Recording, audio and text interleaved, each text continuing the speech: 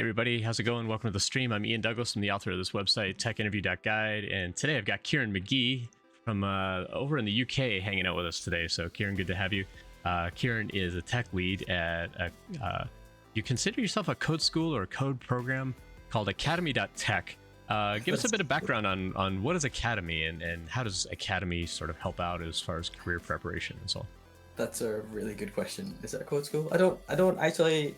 I will need to talk to the marketing folks about that. I guess it's a bit like a bootcamp program, but I think it's much better than most of the bootcamp programs around. Partly because you don't have to pay to do it. So the scholars that do the program get a bursary. They get paid while they train. And they get career assistance and help in finding a role in tech. And Academy's mission, which is like close to my heart at least, is to try and improve diversity in the tech industry and help the industry become more like the society that it serves. Awesome. So attempting to give pathways to people who otherwise might not be in a career in tech. That's cool. How did you get involved in technology? Like, let's hear a little bit about your background then. How did you get involved with Academy? That's a really good question. Which one would you like the answer to, me or Academy? Well, let's start with you, and we'll kind of like do a progressive of like, how did you get into tech? What was it like getting your first job? And then how did you end up at Academy? Sure. I had a very boring, but I'd encourage if you can do something like this, very productive way into tech. I did a computer science degree. So thankfully in my home country of Scotland, higher education is free. So I was able to go to university. I was able to study computer science. I've loved computers since I was small. My uncle who lived with us worked at IBM when I was wee. So there was always a computer around to tinker with. And then yeah, so I studied computer science at the University of Strathclyde, and before my final year I did a summer internship at Goldman Sachs, so I'd say in the financial industry. But one of the amazing things about that was they gave me a job offer, and I was like, hey, as long as you pass your degree, here's a job. Which really nice. took the stress out of my final year of university, watching other people panic and scramble for interviews. While I was like, actually, I'm quite comfortable. I'm going to try this. Yeah. So, but boring. But if you can do something like that, I think it's worth trying. What was the internship interview process like? Like, I know here in America, for example, like it's a very similar interview to like when you actually graduate and you go get that job, or you get the next job. Like the interviews are all kind of the same. You still have to demonstrate your skill and so on. But what's that like over in the UK? Yeah, so I imagine it was very similar. So Goldman being a global company, they had an all-day assessment center at their London office basically. So they paid for my travel down from Glasgow. I went to London and I spent all day in dark rooms answering questions about software engineering and databases, and yeah. So some of it was like written assessments, and some of it was sort of I guess culture fit and like aptitude. In-person interviews. But yeah. One thing that I talk a lot about on the stream is like as an entry-level dev, or when you're trying to go for those internship roles, a lot of people try to overstudy because they think they have to know everything about everything, and you really don't. Like, it's like companies don't expect you to know everything, but they need to figure out how much you do know. What kind of advice would you give somebody as far as like how to explain the limits of their knowledge? Like if they get asked a technical question that they can't answer, what would you recommend? I think you've touched on it really well there. Like, there will be limits of your knowledge, and there are limits of everyone's knowledge. Like, senior engineers are not sitting there thinking, oh, I have the answer to every question either. Right. And so like the first thing is, it's really encouraging to see someone, especially in an interview situation, say, actually, can you clarify this term that you've asked, please? Because I'm not quite sure what you mean. Or say, I know this much, but I'm unclear on this. I think it's something like this, but I'm not sure. Just being able to go through the motions of saying that in that kind of situation, I think says a lot about a person. And so try and be that person. Like, admit that you don't know something. Right. Don't guess. Yeah. Zooey, good to see you in chat. Zooey asked a question: did you have to do like hacker rank or leak code style coding challenges as part of that interview? So that's a really good question. So for context, this was 10 years ago, so it was a little bit before that kind of automated compare your code against other people stuff was popular, and there was that kind of question. So there was definitely questions around, you know, can you write this function smaller? Can you, like, how would you go about and like guessing how many balls are in this box or whatever, like that kind of thing. Right. But no, I didn't have to spend a lot of time on HackerRank or Leak Code, and I'm not sure I would like it if I did. Atypical Rainbow, good to see you as well. Asked, is it okay to only know Ruby on Rails? I'm applying for jobs, or should I prioritize learning JavaScript or something, or going more full stack and sort of passively applying until I have more skills? So this is something that I just mentioned, like, you know, a lot of entry-level devs think that they have to know everything about everything, and they end up studying more breadth of knowledge instead of depth of knowledge. And I think a lot of companies are going to want some amount of depth in something, and preferably in a technology that they're using. But you don't have to go become an expert in something in order to go get a job at a particular company. I think you can still,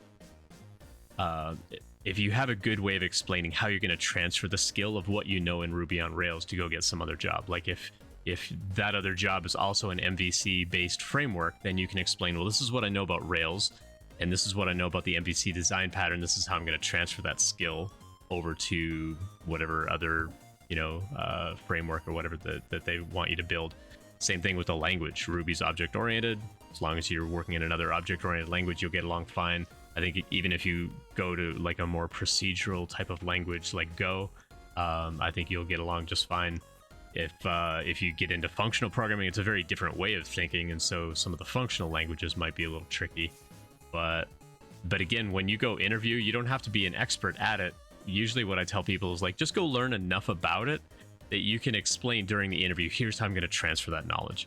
Or let me go do, like, tell the company, let me go do like one take-home assignment in that other technology. Let me show you what I'm capable of learning in a week. Let me do that.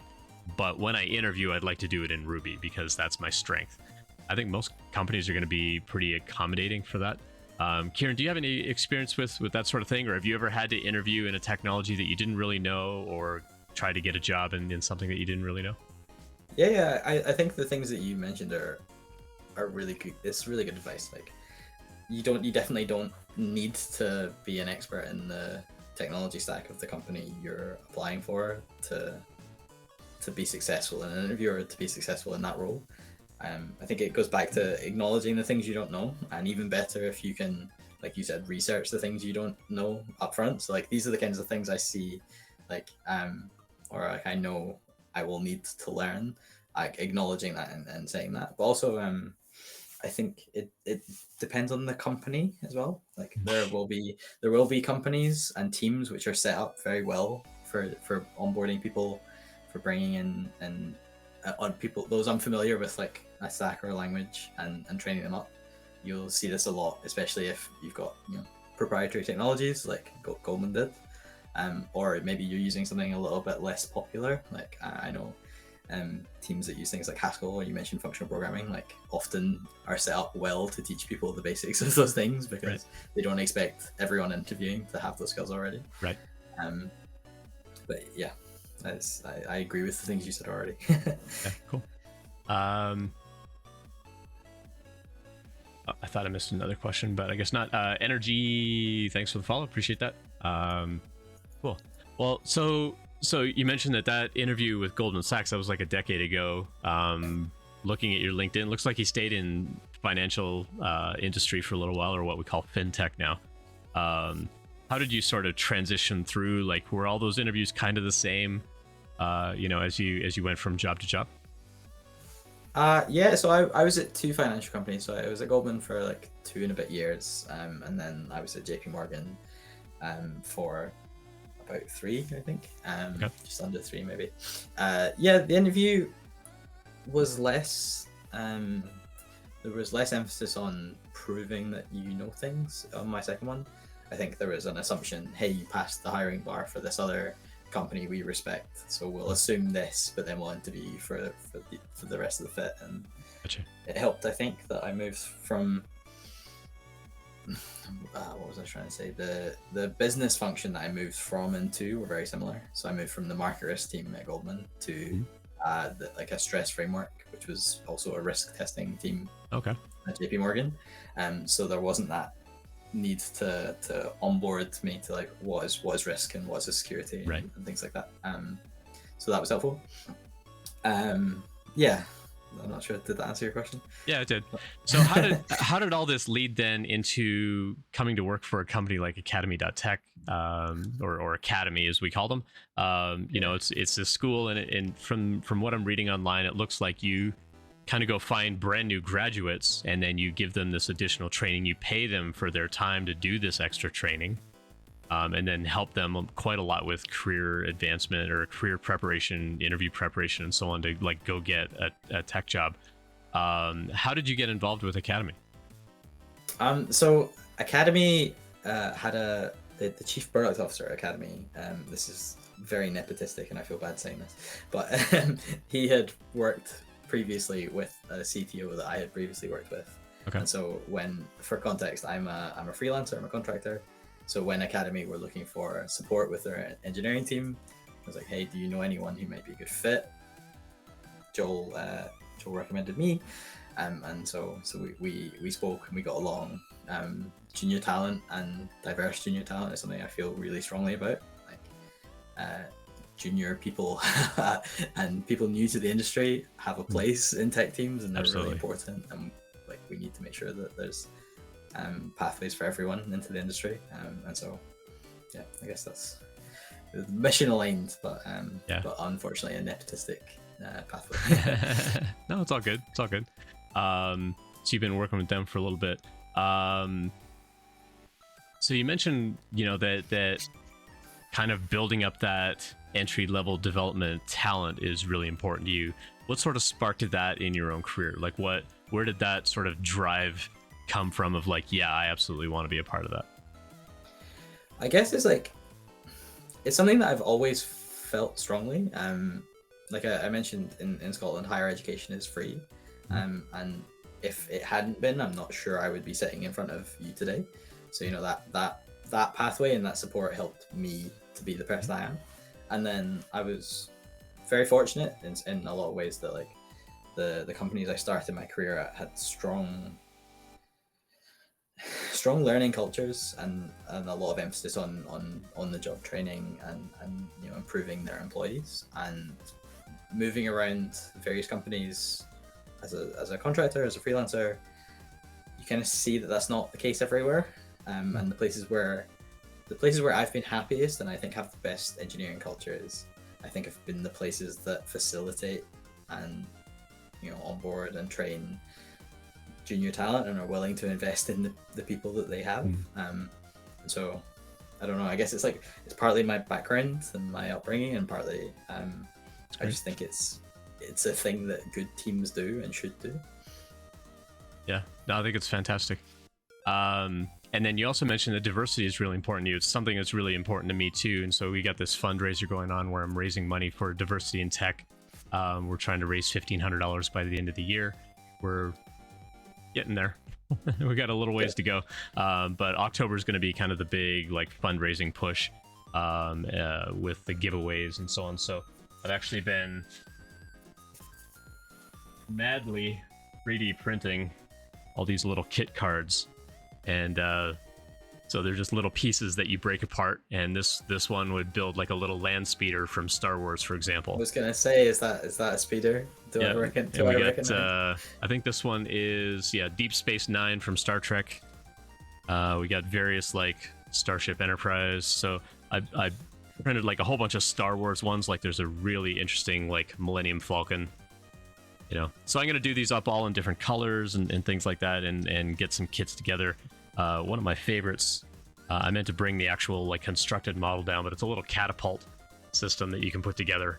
And it's got this little target thing, and we fling dog treats across the kitchen. and then holiday trees and stuff like that you can put together, little ornaments and whatnot.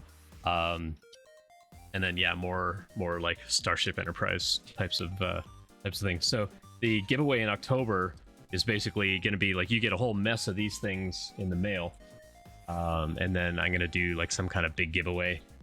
So like throughout the month we'll be collecting names and so on for people that want to be in the giveaway, and I'll think of something big and fun to give away as part of that.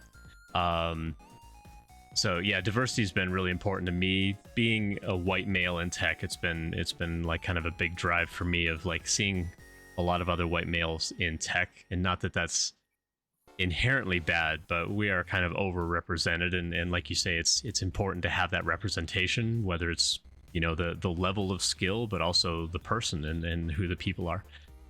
What sort of got you really interested in the idea of diversity in the workplace as well? I get it's probably like, if I was to at a high level, it's probably the two things I mentioned already. It's like partly my background and partly the formative roles of my career. So my background is reasonably not well off working class in central Scotland, and I didn't see a ton of people like me in the tech industry in London. Like there's lots of white males. That's a thing I share in common with lots of people in tech. But there's a lot of people that I speak to who don't know what it's like to not have a lot of money, or not to like consider, actually maybe not everyone can afford to sacrifice the salary implications to go and work at that cool startup that you think is the best thing. And yeah, so that, and then just like seeing one of the things I liked most about my first few years in my sort of career, and again, this is something that Goldman bring, and I feel bad now that I'm saying how great they were, given that I left and they have maybe a negative reputation in the global industry, and I think that's deserved. But one of the things they do is they for the engineering roles, they hire from like a really diverse pool of people.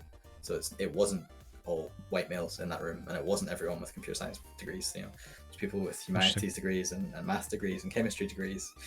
It's all higher educated people, but it was a real mix and a real mix of people from different backgrounds, and I think that made for a really good group of people, and I built strong friendships in that place, and awesome. I saw the value that brought. That's great. That's fantastic. I think this username, I'm going to pronounce it as Wizard. I don't know if that's actually how you pronounce your name, but they asked a question. They said, would it be fine if I asked to use Python as a primary language for the coding sessions during interviews, but my primary technology would be something like C# or Java? I really like Python for many reasons, but I don't want to use Python in an enterprise level on a daily basis. So a handful of things in that question. First of all, when you go to the interview, you can ask them like, hey, would it be okay if I use this programming language? Most interviewers aren't going to care. But if you ask to interview in a particular language, they may think that you know that language better than whatever technology stack they're trying to hire for. So if they're trying to hire a C# or Java role, and you say, hey, would it be cool if I interview in Python? They're going to think, oh, you know Python better than you know C# or Java. And that may start to kind of flag like, oh, what is your actual skill? They may want to see some amount of demonstration in the technology that you would be using on a regular basis. Now, you could talk to a recruiter ahead of time and say, I would prefer to use Python during the interview because it's less code and, get through the problems a little bit quicker. But depending on the kinds of questions that they're going to ask you about, you may need to switch the language to something else. You can certainly ask whether that would be possible. I don't think too many companies are going to have a problem with it. But again, it might set them up a little bit to say, well, do you really know C# or Java if you want to interview in Python? I get totally, though, why you don't want to interview in Java, because Java is a very verbose language and you have to write a lot of code to get anything done. But C# being a high-level language isn't as bad in my experience. I mean, I don't write a ton of C#, but if you're writing C# code, in my experience, it's roughly equivalent to the amount of Python code you might write, and you would also have strongly typed language and so on. So you can certainly ask the company.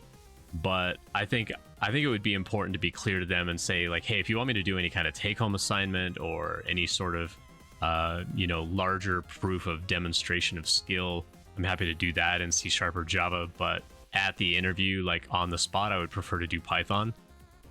You may need to explain a little bit about why, but I don't think too many companies would have a problem with that. I think they would. I mean, the worst they'll say is no, right? So go ahead and ask. Like, advocate for yourself. It's important that you advocate for yourself because nobody else is going to. And so yeah, you have to be able to ask those questions or feel like you can ask those questions. Follow up in chat. Due to an interview, I have much more to worry about rather than missing a semicolon.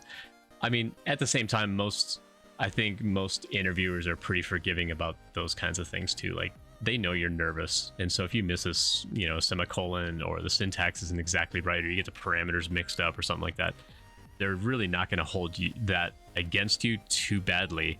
If they do, it's a sign of either a bad interviewer or a bad company, and it's a sign of bad culture. If they're like, oh, you forgot a semicolon, it's like, yeah, we all do. Like, I bet you forgot a semicolon here or there, like from time to time. Like, I think it can signal a bad place to work.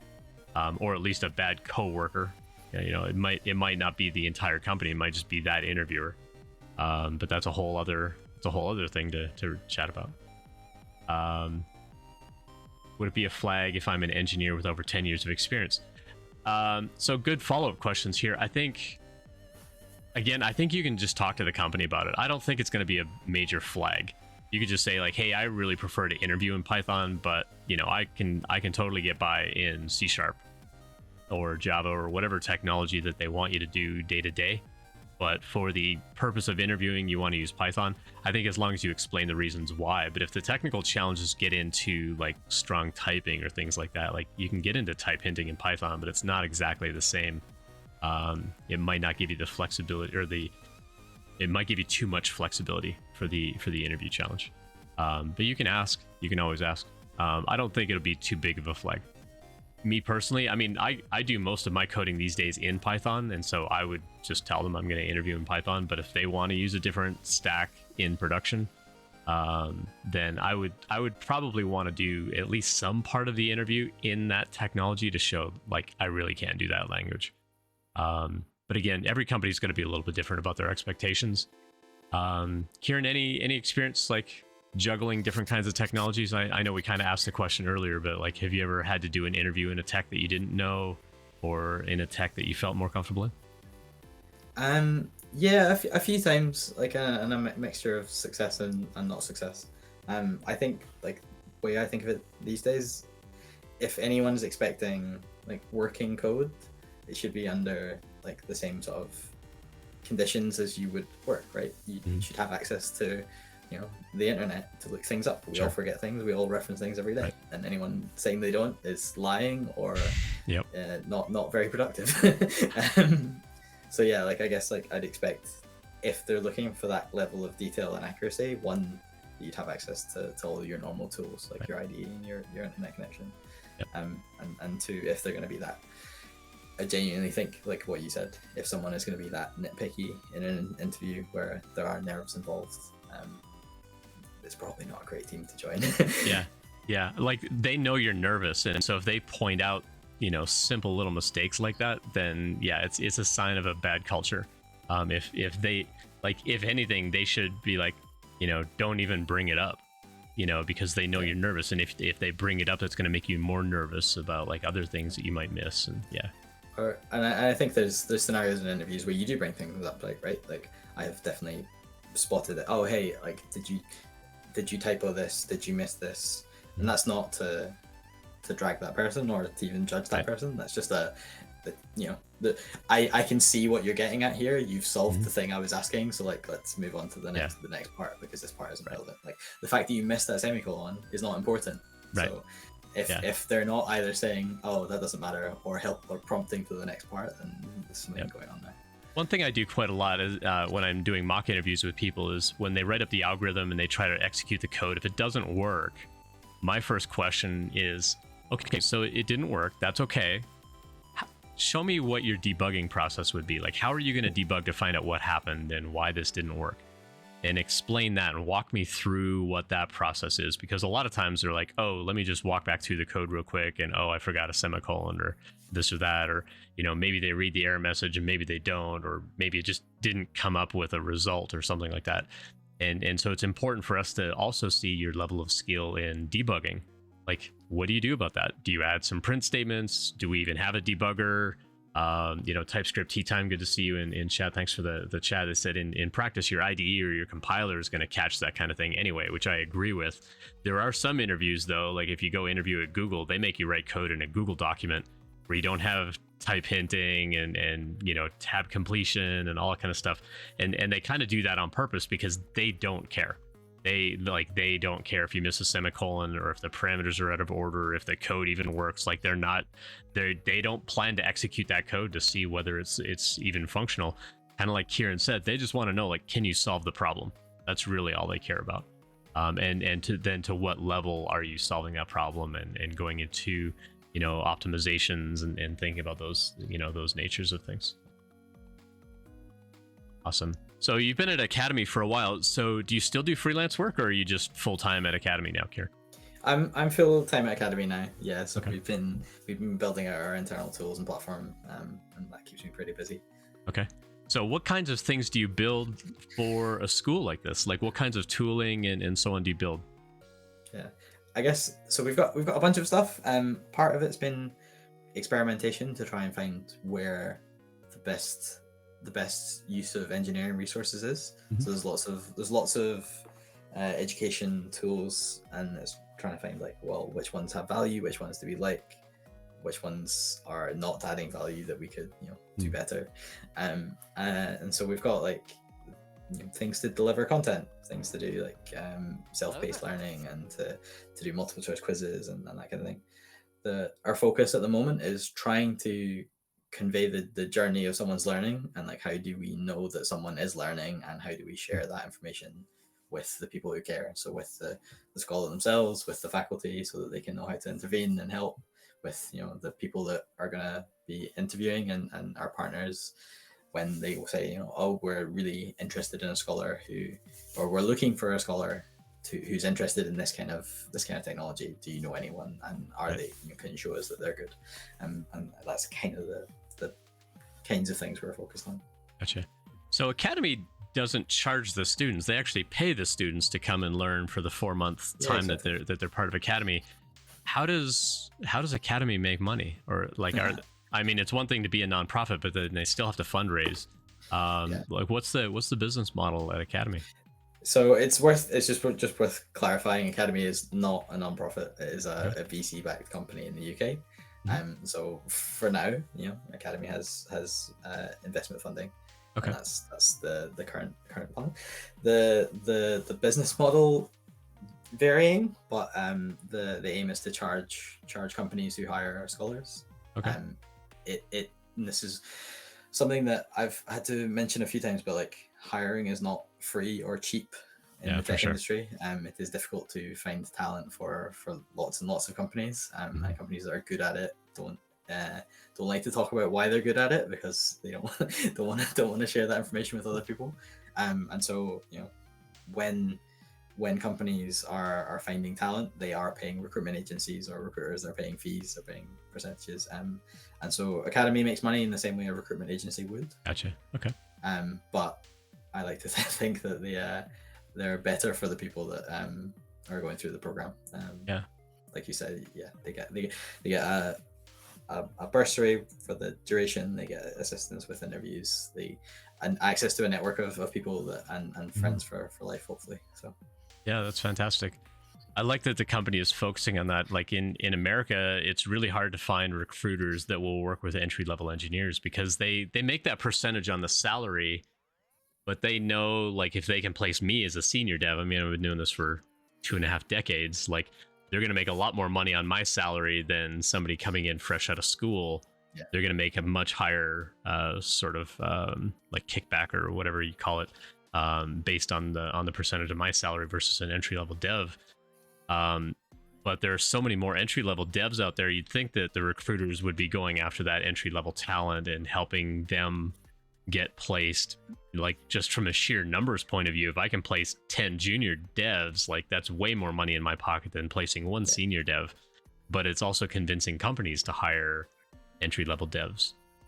So let's kind of switch gears a little bit. Let's talk about like, what does it mean to be like a good entry-level dev? Like, how do we support entry-level devs on the job? Like, as seniors, how can we best support an entry-level dev? And then like, what does an entry-level dev person bring to the team? So let's kind of go down that track a little bit. Let's start with like, what does an entry-level dev bring to a team? Like, a lot of folks that come by the stream, they're like, well, I'm brand new at this. I don't even know how to convey the value that I bring to that company. How do I even explain that or express that on a resume or a CV? Or, you know, do I just build nothing but projects? Like, how do I talk to the company about the value? Like, what do I bring? What would your recommendations be around like what a junior actually brings to a team? Yeah. I think the first thing is, like you're saying, you know, you bring skills, right? If you can write code and you can reason about software and translate things that people want into something that works, that is a skill and that has value, and you will bring that value to the team you join. You might not have as much competency as someone who's been doing it for 10 years or 15 years, but that is not without value, and we shouldn't diminish folks who have gone through a training program or are fresh out of school, whatever. So that's the first thing. Yeah. And the second thing I think is like, if you come to a team and you start in your first week, you're gonna have hundreds of questions, thousands of questions, like questions about literally everything. Yep. And I think one of the things that like really helps more when you hire a junior person than when you onboard a senior person is junior people will show you where your documentation or knowledge gaps are. Absolutely. Right. If something is not written down, you will hear about it, and you will hear about it reasonably soon because there will be questions about it. Yeah. And I think that's a really good thing, because it helps that team understand the things that they're not writing down or they're not sharing. And it also means the next time someone else joins the team, whether it's a senior person or another junior person, you can help that be written down. So you can like encourage that team to have better practices on like knowledge and sharing. Yeah. I also think there's like people joining an industry have a different way of thinking to someone who's been doing it for 10 years or 15 years. And challenging things and just asking why things are the way they are has value beyond the value that you inherently bring with that question. Some of the I've seen teams onboard a junior engineer who asks a question that they thought was innocuous, like, oh, why are we doing this? And then watch every other senior engineer in the room go, wait, why are we doing that? And you just like slowly watch their understanding of the system like peel back and go, actually, we shouldn't be doing that at all. Right. And within a few months, like they've made a really important architecture change because they didn't have a strong answer. Yep. And someone else would have just assumed there was a good reason, or like might have projected their own reasons as to why they would have done it onto the system without going like, actually, I don't understand this. Can you explain that to me, please? There's a really interesting story that I heard one time, and I'm sure it was hypothetical. I'm sure that people weren't actually doing this. It does sound a little bit like animal cruelty, but bear with me. Is at a zoo, they had a bunch of gorillas in a cage, and they hung a banana from the ceiling. And whenever any of the gorillas tried to reach for the banana, they sprayed them with ice cold water, and so they all like backed away. And then they took one gorilla out and they introduced a new gorilla, and the same sort of thing. Like anytime any of the gorillas would go for the banana, they all got sprayed with water, and they would swap out another older gorilla, put another new one in. So eventually it was all just new gorillas. And what ended up happening in the story, which again I hope was hypothetical, was whenever they introduced a new gorilla, as soon as that gorilla reached for the banana, the other gorillas would just attack that other gorilla, because they knew that if they reach for the banana, they're all going to get disciplined. And their mindset turned into, well, this is just always the way that it's been, right? And I think in tech, we can, not that we get physically abusive like that or physically abused, but sometimes we get caught up in this whole mindset of like, that's just the way it is. Like, why do we do it that way? It's like, I don't know either. You know, it's just, we've always done it that way. Like, why change? You know, don't fix it if it's not broken. But in technology, it's important that you stay on top of what we call technical debt, and making sure that you're architecting things properly and you're staying up with industry trends and so on, that you're not just doing the same thing because that's the way we've always done it.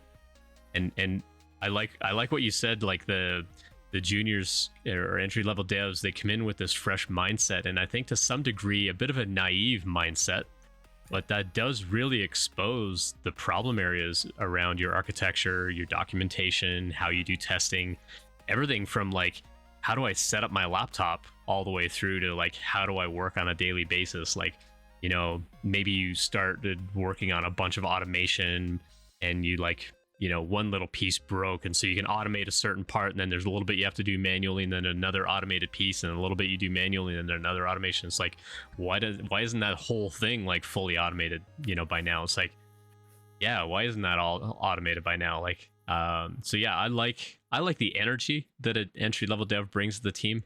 I think it can kind of like spark the energy and the drive in us as senior devs a little bit more too, of like, all right, they're ready to jump in and dive in and like get things done. So I need to like kick up the pace a little bit too. And I think, kind of going back to animal analogies, like if you get a puppy and you've already got an older dog, that older dog suddenly gets a lot more energetic because it wants to match the energy level of the puppy. And it's not always possible, but they're going to try. And I think the same sort of thing can happen with senior devs when we bring junior devs on the team. I think it kind of picks up not so much the physical energy, but at least the mental energy and the capacity of wanting to learn and wanting to dive in and wanting to go explore things. And I think pair programming is an important part of that too, just so I can show you what my process is, like how I might set that thing up, or how I need to sort of build an environment to do a deployment or whatever that is. I think it's important that we do that. Atypical Rainbow in chat said something this right, like a new player in a D&D campaign doesn't see the rules and boundaries and will challenge them and ask to do things like, why can't I do this, can I do this? Whereas a seasoned player might not, and just go along with well, I know that they're not gonna let me do that, so I won't bother. Right. Yeah, like that new player is just like, fireball everything. It's like, yeah, but now you just set the whole like tavern on fire. Like, yeah, you killed the goblin in the corner, but you also set the whole building aflame. So it's like we have to sometimes teach those implications and so on as well. Yeah. And Caparino says in chat, it's fun when entry people want to change the company stack. Yes and no. But again, it comes down to like, why are we using this technology? Like, is this really the best use of technology? But sometimes changing a whole tech stack is much harder than just, let's go fix that bug, or let's go re-architect, something about that API. Like, that's usually a much lower lift than, hey, we're going to change from Python to C# or something like that, and like completely changing the technologies you use. But there's probably a good answer for why you were using Python, right? Like, maybe, and that might be hey, it's a 6-year-old system and Python was great at the time, and now if we were doing it today, we wouldn't use that, but we did then, and that's a good answer. It's not doesn't mean you would do it today, but it's like that is the answer to the question of why are we doing it like this, right? But then it raises the question of when is it time to then replace it, But I think that's something that more of the business leadership need to sort of help prioritize, like when, like, do we foresee a time where the work is going to slow down a little bit to where we could start re-architecting those things? Or how do we gradually re-architect those things? Maybe it's time to take that monolith app and break it into microservices. And as we build out those microservices, we'll do them in other technologies that are better suited, that sort of thing. That might be more appropriate. But what are some other good ways that we can support entry-level devs? Like, what has been your experience around, like, just making sure that they're getting trained? Because the other thing that I like about bringing an entry-level dev on the team is we get to kind of mold them and shape them into what we want an engineer at this company to be. And so we get to train them and we get to show them, like, this is how we do what we do. And coming in with that fresh mindset, they to some degree, they kind of put the blinders on and go, well, this is the only way to do it, and so this is the way I'm going to do it. And they don't have all these bad habits, so we have to train out of them. But how can we best support entry-level devs when we do bring them on the team? I I can't remember if I stole this phrase from someone. So if this was your phrase and I borrowed it, I apologize. I'll try Oh, no worries. and attribute later. I kind of feel like junior engineers, and especially like entry level career folk, are like a forcing function, if that phrase makes sense, for team health. And so like I don't think you can successfully onboard and maintain like a regular cadence of taking on new junior folk in a company or a team unless the health of that team is high. But that's a good thing because that encourages you to do the things that improve the like organizational or the health of a team. So that's things like, you know, are we able as a team to ship small incremental pieces of software with confidence? You know, do we have software lifecycle practices like that we like? You know, what happens when we deploy? Are we running CI automatically? Are we testing? How are we testing? Are we testing different kinds of things? Are we testing the right things? Yeah, exactly. Are we testing the right things more than like everything? Like, do we, you know, 100% unit test coverage and no live production monitoring? That's not gonna. That's probably too far in one direction, right? Yeah. Do we have visibility of our production systems? Do we know when something's broken? Like, if so, how do we get alerted? Are we confident that like the things we ship meet the needs of the people that we ship them for? And how do we verify that? What would happen if the senior engineer or the senior architect or manager was to take a long holiday?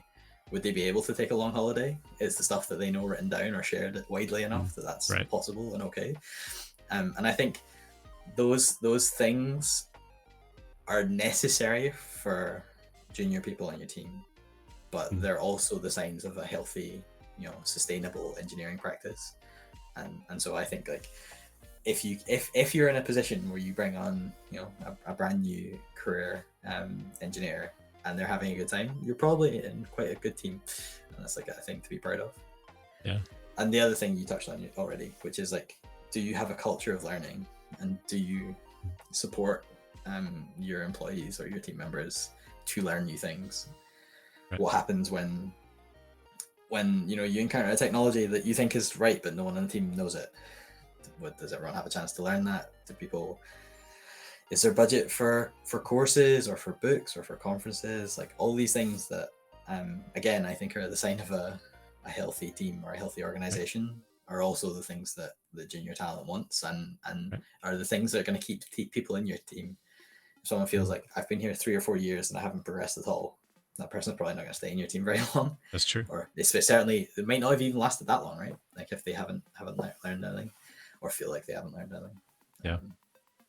Yeah, that's an interesting point. Yeah, flipping the idea on this a little bit. How can someone be a good junior dev on a team? So we talked about like how do we support them and so on, but what sorts of things would you recommend to people? You know, whether they're folks coming through your school or just in general, how to be a good entry level dev, like, or you know, I mean, really whenever you start a new job, everybody's kind of like an entry level dev for like the first couple of days at least, because even senior devs have a lot of questions that they have to have answered, and they've got to go through all the setup and they've got to do all that stuff too. But for an entry level dev specifically, like what sorts of things would you recommend that they do when they get that job and they start that job? I think again, this is something I heard someone I trust and value their opinion say recently, and it's like the one trait that I think is necessary to be successful in a software role is curiosity. And it's curiosity is like the foundation of everything. If you are curious, it's possible to learn. If you're not curious, it's really hard to learn. And I think being able to learn is like a prerequisite for almost any software engineering role.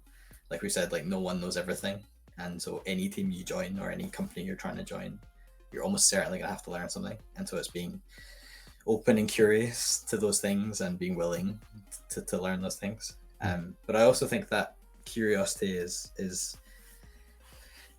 you know important day to day when you're building something. Like, am I curious enough to try and understand the edges of the problem I'm solving? Do I understand like when the thing I'm trying to do isn't going to work, and have I thought about that enough to like counteract those problems? Something in production is broken, and I have to go and fix it. Am I like, again? There's a level of, if you're curious, that might not be a stressful situation. If you're not, that might be an intensely stressful situation. Yeah. And so like, yeah, I'd say like curiosity. The good thing for me is I think it's possible to cultivate that. There have been times in my life and career where I've been less curious and got set in this is how I'm doing things, and I don't want to do that, and I don't want to learn JavaScript. No, I know all the works in JavaScript, but I don't want to learn it. But then I changed my mind and became more curious and went and did some JavaScript courses, and now I work day to day in JavaScript, whereas 6 years ago I would never have said that. And so it's I don't want to discourage people who are like, I don't feel like I'm open to curiosity right now. I think it's people go through cycles, but that's maybe the biggest thing for me. Yeah. Caparino asked a good question, like how annoying should you be when you're trying to learn things on a team? Like I think maybe not annoying. Maybe annoying is a bit strong of a word, but I think they're asking is like, how persistent should you be around asking questions and making sure that they're getting answered and answered to where you really do understand what they're saying, where you don't have to have them tell you the same thing over and over again. The frustrating answer maybe is it depends. Anyone who's worked with me will know that that's my answer to almost any question. It depends. I think it depends on the stage of your career. So like for me in the role I'm in as the most senior engineer at the company, if I'm stopping everyone every time I don't know the answer to something, that's not going to go very well. People are going to be annoyed. People are going to be frustrated. Everyone's going to think I don't know what I'm doing. It's not the right approach. If I've just joined a new company and I've a few months into my career, I would want to be stopping people much more and making sure I understand what people mean and that I'm doing the right things, and that that people know that I'm learning. There's a level of independence that I know I've certainly been in teams where people are like, don't come and ask me a question unless you've gone and researched it yourself, you've tried a thing, and then you've come to another question. I think there's a balance between that and asking a question every 5 minutes. Yeah. I prefer it when people go ahead and ask the question straight away and then go off and do research when someone says, I think you actually could go and find that out, rather than spending a whole day looking up the wrong thing or looking up something that I could have in 3 seconds said, no, that's not it. Yeah. I think you're right. Yeah, I think that balance is important, because Wizard said in chat, as a junior, it's important to know how to ask good questions. But yeah, you don't want to be that guy or person on the team that says like, go research 5 different things, and if none of those work, then come back and ask me. But I think that there's definitely a good point where I would rather you ask sooner than later as well, because I might just like point you in the direction, say like, go look up this, or go check this system for this kind of output, and then like go explore that a little bit. So I can like point you in the direction, give you a bit of a nudge or a bit of a push in a particular direction for you to continue, that curiosity and exploring what you do, and then have you come back and then ask better questions. Okay, now that I've explored that, this is the actual like problem that I see. Because if someone comes to you and says like, hey, I'm seeing a problem in this or that, it's like, well, I know that it's probably this cascading thing that happened because of this other thing, so I'm going to tell them to go look at that other thing and see if they can also kind of make that connection as well. And if they can, great. And if they can't, they're going to come back and say, yeah, I looked at that too and I don't understand it. Now I can say, okay, well, let's connect those dots for you. This was the original thing, this is what happened, this is actually what's really going on. And so now you can kind of paint that picture for them. I think it gives them a better understanding because they've gone to explore it a little bit more on their own. But being able to ask questions, I think, is important, but not everything has to be treated like a Stack Overflow question of like, give me 3 resources you looked up and show me 3 different error outputs that you got and why it still doesn't work, and give me your 16 hypotheses about like what you think is going on. Like, don't be that person on the team. Like, just point them in the direction, give them a nudge. Yeah, and I think it's easier to say to someone, it's certainly easier to have a teammate who's asking lots and lots of questions and saying, actually, this is too much of my time. Can we take a step back? Sure. Can you try and do more to like come to these answers yourself? This is the way I would go about that. And like Wizard said, you know, being able to ask a good question and provide the context of the things you have tried and the things that didn't work is a skill. And I think as someone develops in their career, people get better at doing that. Yeah. But it's much easier to have the person asking too many questions than the person who has spent a week on something or even a few days on something that you could have solved for them really simply. Yeah. And it's like, that's definitely a worse person to try and upskill. 270, thanks for dropping by in chat. Brought up an amazing point. I love this. Basically, to summarize, they're saying if that entry-level person's always going back to the same person, then that can be problematic. I think you need to have a good team culture where, and this is summarizing what 270 said, you need to have a good team culture where that new person feels like they can go ask anybody on the team and not just, well, Ciaran's my like onboarding buddy and I can only ask questions of them. It's like, well, maybe for an onboarding period, but at some point they need to be able to ask questions of anybody on the team because you don't know who's going to have that answer. You might come to me and I'm going to say, go ask Ciaran. You know, you need to be able to go ask Ciaran that question too, but sometimes different people on the team are going to have different sort of like knowledge areas. Like I might have more domain knowledge about one particular part of the system. Ciaran might have, you know, more knowledge on something else. And some of how to ask a question is like, who do I even ask this question of? And so sometimes you just have to go ask anybody to say like, hey, who knows about this particular database thing? It's like, oh, go talk to Ciaran about that. Ciaran built that, or Ciaran knows the most about it, or Ciaran can get you sorted out, you know, really quick on that. But yeah, I agree very much. 270. I think that was a really good point to bring up. If they need to feel like they can ask anybody on the team and not just hoard one person's time. Yeah, I think it's a great point. Agent Coper, thanks for the follow as well. Awesome. Well, what else do you want to chat about, Ciaran? What else? What other rabbit holes? Oh, actually, Wizard brought up a really good question. Maybe we can talk about this one a little bit. So Wizard was asking, product companies know that engineers based in service companies can have significantly less total compensation. It seems like they use this as leverage to keep their compensation low. What would you recommend as far as negotiation?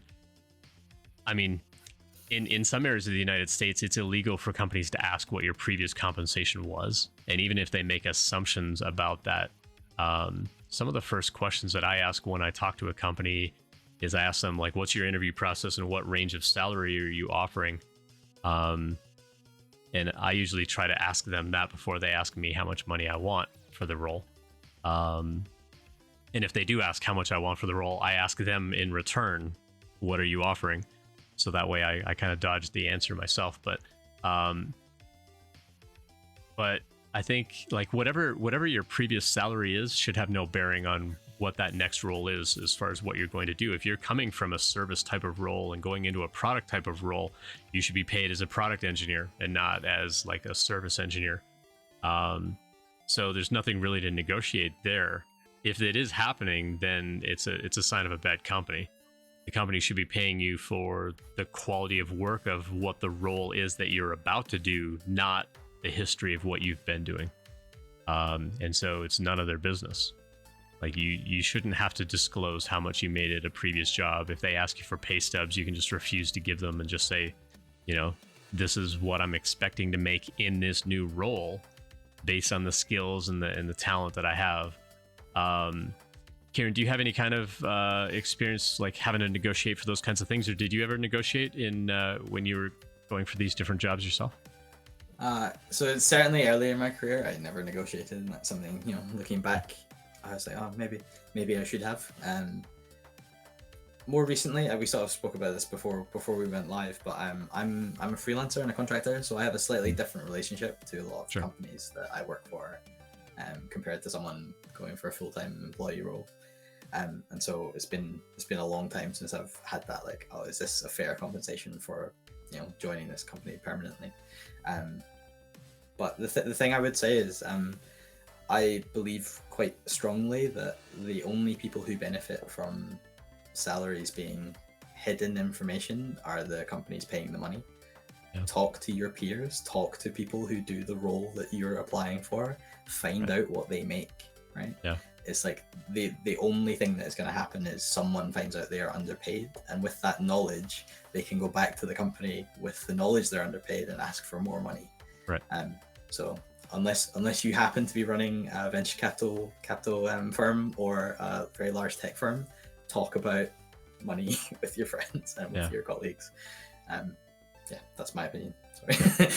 And there is a bit of a stigma around like, oh, I don't want to talk about how much money I make. It's like, well, you know, it's helpful and beneficial, and there are a lot of anonymous surveys out there that you can go like contribute salary information, like, oh, I work at this company and I make this much and I've been in the industry this long, you know, and this is my demographic data if you feel like sharing it, where you don't have to give them your actual name. Now, if you're the only, you know, person in that role at a particular company, then it's going to be a lot easier to identify you. But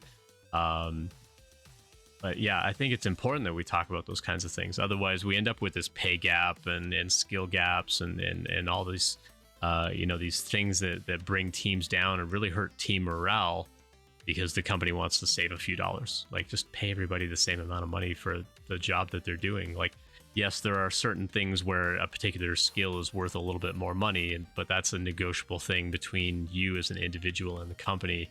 But the base pay should start out the same, and then you negotiate from there. I've actually seen some companies in the area where I live where they basically say all the entry-level devs that we hire, we actually don't negotiate with them because we want to bring them all in at the same level. Everybody makes the same amount of money. Some companies will say that because they're lowballing you on that offer. They're trying to pay you low, and they're like, no, we don't negotiate. Everybody comes in there. It's like they really don't. And so again, it's important that you communicate with your peers about it. But this one company that the school where I taught that we worked with, this one company, we actually talked to several students that were there, and they all confirmed, yes, we are in fact all making the exact same amount of money. And then from there, like your skill progression, your career progression, like you get to negotiate beyond there based on your contribution to the team and the impact that you have. Now you can individually contribute, or you can negotiate for your contribution value, and then everybody starts, you know, having widely different salaries and so on because somebody contributed in a way that was more valuable to the company than someone else, and so on. But their base pay is all at the same point, and I think that makes things a little bit better. And I think if anything, it encourages people to like, oh, you know, Ciaran did that thing and they got, you know, that extra pay. Maybe I should go talk to my manager about doing something similar. And I think it can prompt a little bit of that. More often than not, though, it's going to be like, oh, I'm not getting paid enough, I'm just going to quit and go somewhere else, and then get that pay bump as part of changing that job. But I think it's important too, like, you know, just communicate with your company. Like, companies are willing to retain you. And if it's just a matter of money, like Ciaran said at the beginning of the session, it's expensive and time consuming to hire somebody. And if we can pay you that couple of $1,000s more to keep you on the team, we would rather do that than to lose you on the team. And now we got to train somebody all over again. Like, it's worth it to us to keep you on the team instead of like the lost productivity on the team and you know, having to go through training and stuff all over again.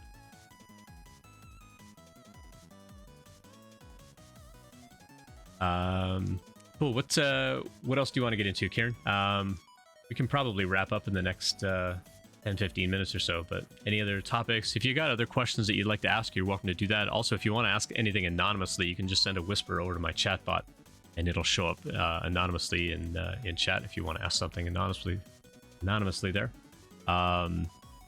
We've also got a Discord community. If you want to come hang out with us on Discord, you're welcome to hang out there. We have a couple of job seekers and so on over there that they love to chat about projects and talk about leak code, or commiserate about leak code at least, and having to go through that grind. But so actually, Ciaran, let's talk about freelancing for a little bit, if you don't mind. As a freelancer, it sounds like you juggle like a couple of clients right now. Like, do you dedicate all of your time to one client at a time, or do you actually juggle like multiple projects?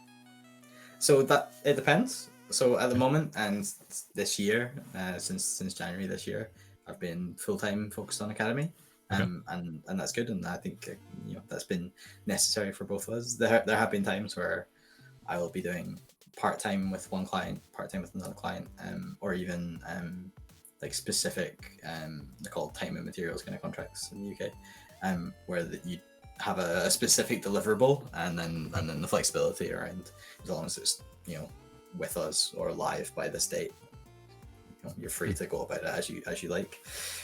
So a mix of that kind of thing, and what I'm doing with Academy now, which is a team member that contributes every day. So in the latter example that you gave, where they say like, as long as you get it done by such a date, we don't care like how and when. Do you have any sort of input on what that deadline is? Like, if they know that you're only working part-time on their project and they say, we want you to build this whole app, but we need it by next weekend, you're like, like, do you negotiate on those timelines, or do you just say, okay, that's the timeline and you just work with it? Like, how do you juggle that? I'm much more particular about that kind of arrangement than I am about the kind of arrangement I have with Academy. For the reasons that you mentioned, right? Like, if someone is very dead set on a date, or this is the absolute deadline, I think it's important that people understand. Well, you've got 3 inputs to a software project, right? You've got the scope, you've got the time, and you've got the quality. Right. One of them will have to give. Yeah. And I think often it's usually up to the client on which one, but yeah, I think you have to understand that a little bit. Yeah. How do you find your clients? That's another question that tends to come up a little bit when people talk about freelancing and contracting. It's like, how do you even find people, or how do you convince them that you've got the right kind of skill that they're going to need to sort of bring you on as a contractor? To start with, it was a lot of using recruiters. So recruitment agencies and recruiters are a two-way street. It's really easy to think of them as a representative of a business with a job, but as a engineer, if you find a recruiter who understands your industry or the industry you want to join, and you get them to represent you, then they can help you as well, and it is in their interest to help you. They get paid when you get paid. You mentioned before that recruiters and agents tend to get either a fixed fee and then a percentage of salary is common for full-time roles. For contract work like I do, it tends to be a fixed fee and then a percentage of a day rate or a fixed daily fee, and there's often also an agreement that if I continue to work for that client or do more work for that client within a specific time frame, they will continue to earn that fee regardless of whether which is how they make money. But that means that there are people who, if you have skills to sell and you want to work freelance, like you can find someone who will help you find people who need that skill. So my first few years I was doing that a lot. And from that point, you work in enough teams, you know enough people, someone in your network is probably needing someone right now, especially if you've been in the industry a few years. You probably work with someone who's looking desperately for an engineer. Yeah, for sure. Interesting. Do you foresee yourself doing freelance work, like kind of, perpetually, or do you think you'd ever want to go back and be like a full-time employee for someone at some point? That's a fantastic question. That is a question that I often get asked by my best clients. The clients that I get along best with, or the best fit with. I don't have a good answer. Part of why I'm a contractor is money. So in the UK at least, it is easier to earn more money as a contractor in London than as a full-time employee. That's not the case for every company, but that helped. But also mental health and like lifestyle, work-life balance. I personally find it easier to compartmentalize my life from work when I am not an employee, when I'm not the person, when I don't. I'm not articulating myself very well here. The relationship is different and it's contractually different, but it also feels different. Like How so? I think the delineation between like you're here for this reason and with these skills becomes clearer rather than like, oh, we're a family and you're here to do we're gonna grow with you. And I find that better. I'm the kind of person who will think about things after I finish work, or try and chip in on a Saturday or in an evening or that kind of thing. And it's easier for me not to do that when I know I won't get paid for that. Gotcha. Yeah, having work-life balance is definitely important, and yeah, sometimes you have to draw good boundaries on like where you want to share your time or split your time.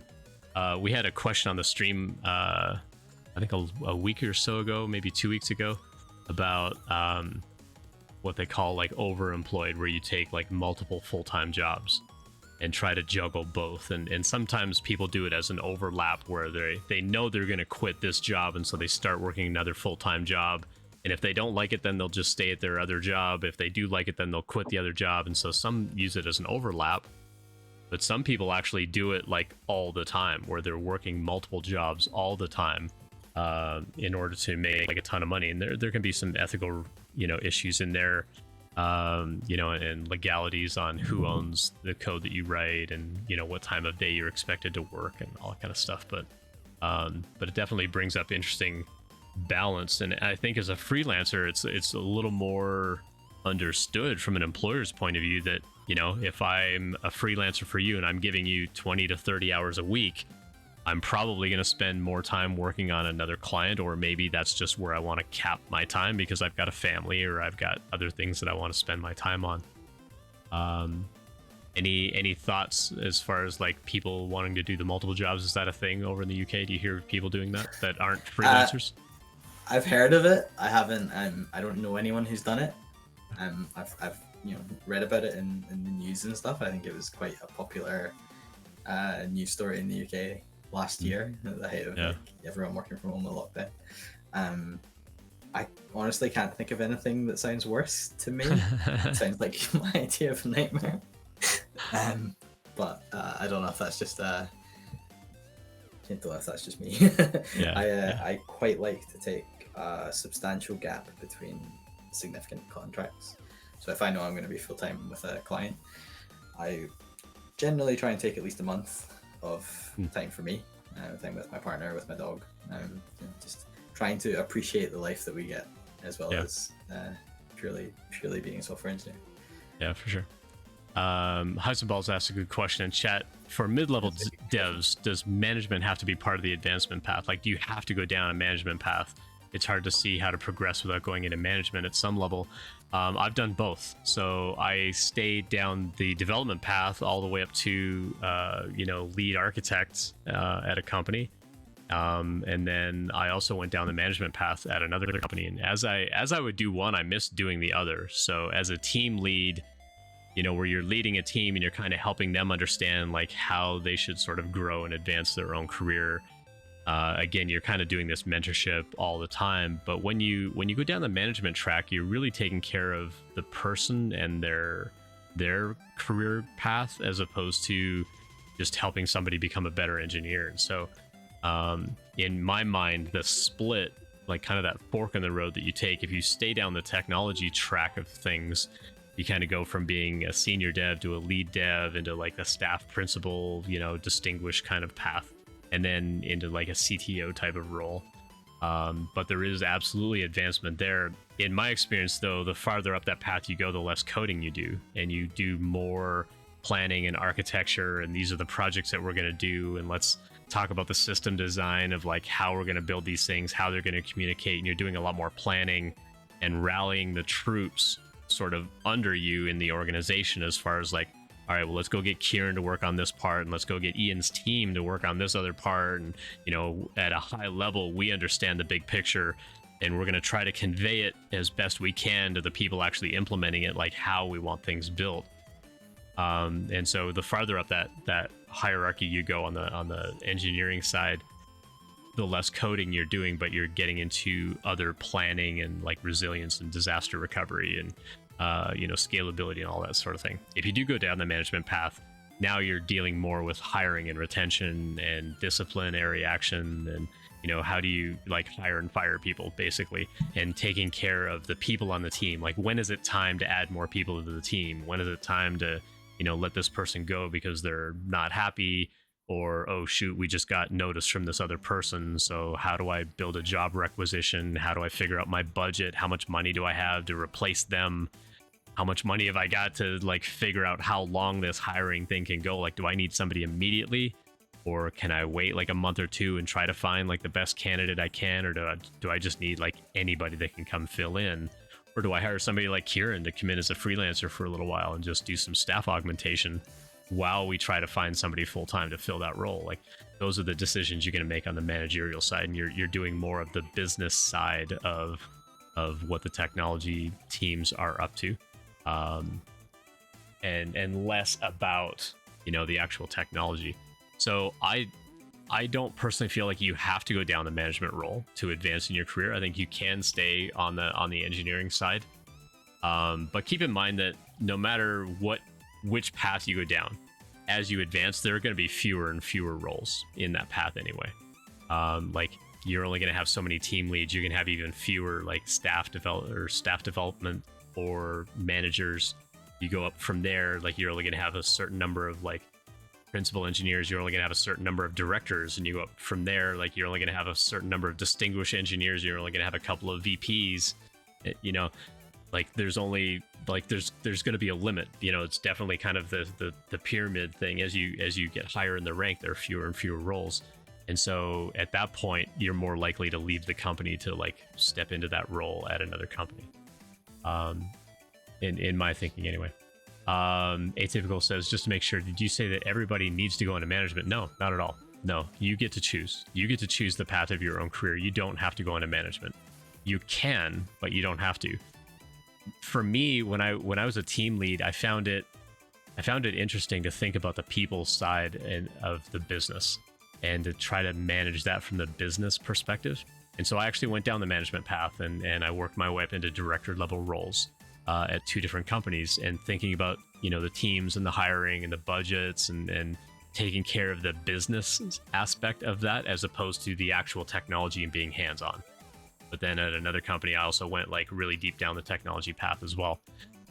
But I also kind of flip-flop back and forth. Like as I wanted to do more coding, I'm like, oh, I kind of missed that team building and the management side, and so I went into a management role, and I'm like, oh, I miss coding every day, so I went back into coding, and then I went back into management. So I actually flip-flop back and forth a little bit, to my own detriment, because now in my career, people look at my career and they're like, what are you? Are you a developer? Are you a manager? Are you an educator? Like, what are you? I'm like, yes, I'm all those things. Like, that's who you get when you hire someone like me. I'm very much a generalist. I'll fit any kind of gap that you need me to fill, because that's what I do. Not everybody needs to be that though. So you get to choose the path of your career. You get to choose where you want to take it. I would thoroughly agree with that. I think the main thing is, like, regardless which path you go down, whether it's management or engineering, individual contribution, I think your job and your day-to-day responsibilities at some point, if you keep quote unquote progressing, will change from how much are you doing, or what things are you doing day to day, with like how can you make everyone else around you better. Mm-hmm. And I think for management, that's more about the direct reports you have, or your management tree. And as like maybe a distinguished engineer, that's more about how can I influence the devs of this company to do the things that I think are good, or is there a standard I can enforce that makes everyone better. Yeah. But it's about scaling your effects rather than trying to just do more and more yourself. Right. And it's honestly, it's hard. Like as you kind of go up that scale that I mentioned, it gets harder and harder to do that job. Like it's hard doing the people management side of it and trying to understand how to motivate people, how to keep them motivated, versus the other side of things. How do you kind of rally the team? Like, this is an idea I have. Honestly, it's a good idea. We really need to build this thing, where you're going to have people go, nah, that doesn't sound like a great idea. It's like, how do you champion, like, no, we really need to build this. These are the reasons, and making the technology reason for it. And then working with a counterpart on management to sell the business aspect of, no, this is why we need to allocate a portion of our time to go fix that tech debt, or to, maybe we need to take this whole sprint and do nothing but bug fixes because they're piling up. Like, both sides have to kind of work together to kind of sell it to everybody else above them. Like, this is why it's time to do this. Yeah, it's a hard thing to do. If you let me, one more thing about this is, like, I think it's really easy to think that you have to progress in like a title way through your career, but not everyone's path is going to be the same. Sure. And you sort of mentioned for yourself that you're a bit of a generalist, and I think I am as well. But you know, that suits certain businesses or certain companies. Right. Like if you're an early stage seed startup and you've got 10 employees total, you probably want someone who can do a bit of management and a bit of, you know, tech leading and a bit of you know, hands-on. I'm gonna you know, write some code today. Yeah. And so it's there will be a role for your preferences. It's just about, you know, finding a fit with a team and a company and the things you like to do or the person you want to be. Yeah, I agree. Yep. Good stuff. All right, well, I think we're going to start to wrap up, folks. So thanks for hanging out. This Thursday, I'm not going to be streaming. I don't think. I'm going to be in a business trip out to San Francisco, and Thursday night I've got like dinner plans, maybe double dinner plans. So I don't know whether I'm going to stream Thursday night or not. If I do, it'll be like later than usual. Right now I'm aiming to not stream on Thursday, so we'll see you next Sunday. For sure, we've got another guest on the stream next Sunday. I think we're going to go do some rating, someone that's building something called T3 Stack, some sort of Next.js sort of stack of, you know, go build an app really, really quickly. It's kind of like a scaffolding type of thing. So we're going to go do some raids. So thanks for hanging out with us today. Ciaran, appreciate your time so much. Thank you for thank you for having me. Yeah, thanks for telling us a little bit about Academy. So let me do that before I set up the raid. So go give Ciaran a follow, get his LinkedIn over there. If you want to go find out more about Academy, they get that link as well. So definitely go check them out. Ciaran, again, thank you for your time. Thank the folks at Academy for letting us have some of your time today. Appreciate it. Let's go set up this raid. So yeah, we're gonna go raid it over to Acorn. Acorn's a really great dev. I've lurked on their stream quite a bit. There's a lot of folks over there. So make some noise in chat. Make supportive noise in chat. Don't make noise to make noise. But yeah, Ciaran, thank you for sharing your background. It's really interesting to hear about like what it's like to get into freelancing, but also just your perspectives on you know, entry-level devs in the tech industry and how we can support them and how to ask good questions and all kind of stuff. Walker, thanks for dropping by. And all the other. I should have said that's me. Oh, that's you. Oh, okay, cool. All right, well, Walker 128. That's Ciaran. So thanks for coming by. Let me give you a follow here as well, so I can watch you play some Valorant later on. All right, folks, we're gonna hop over to that raid. Thanks for dropping by. We'll see you definitely next Sunday, maybe Thursday, maybe later in the week. We'll see how it goes. Have a great day. Thanks again, Ciaran. Enjoy your week coming up. Thank you. Cheers, everybody.